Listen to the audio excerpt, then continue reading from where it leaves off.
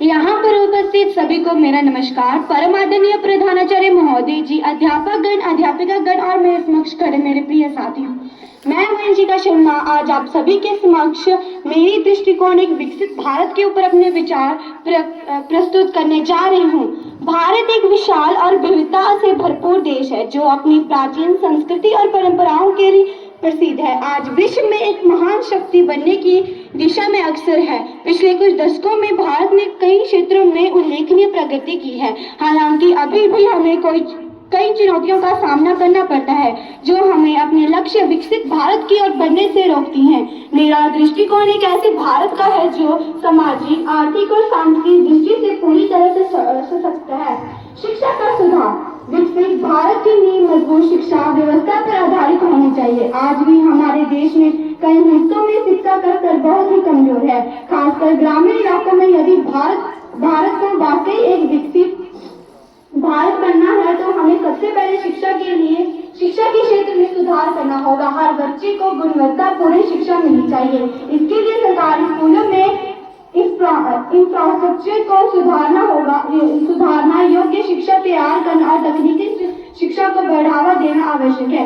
स्वास्थ्य क्षेत्र में सुधार। स्वास्थ्य सुविधाएं भी एक विकसित भारत का महत्वपूर्ण हिस्सा है। हमारे देश में कई हिस्से आर्थिक ऐसे इलाके हैं जहाँ बुनियादी स्वास्थ्य सेवाएं भी उपलब्ध नहीं है। राष्ट्रीय स्वास्थ्य मिशन, आयुष्मान भारत जैसी योजनाओं के बावजूद स्वास्थ्य सेवाओं की गुणवत्ता और पहुंच में काफी सुधार और आवश्यकता है। अस्पतालों में सुविधाओं को बेहतर बनाना, दवाओं की गुणवत्ता में सुधार और स्वास्थ्य कर्मियों की संख्या बढ़ाना अत्यंत आवश्यक है।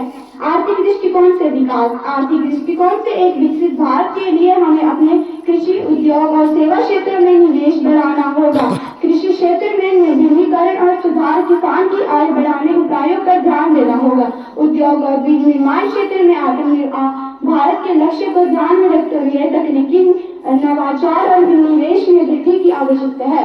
सामाजिक समृद्धि और समानता। विकसित भारत की अवधारणा केवल आर्थिक समृद्धि तक सीमित नहीं होनी चाहिए, बल्कि इससे सामाजिक समृद्धि और समानता भी महत्वपूर्ण है। हमें समाज में सभी वर्गों, जातियों और लिंगों के बीच भी समानता लानी होगी। महिला सशक्तिकरण, दलितों और आदिवासियों के अधिकार की रक्षा और समाज में व्याप्त भेदभाव को खत्म करने में प्रयास करना होगा।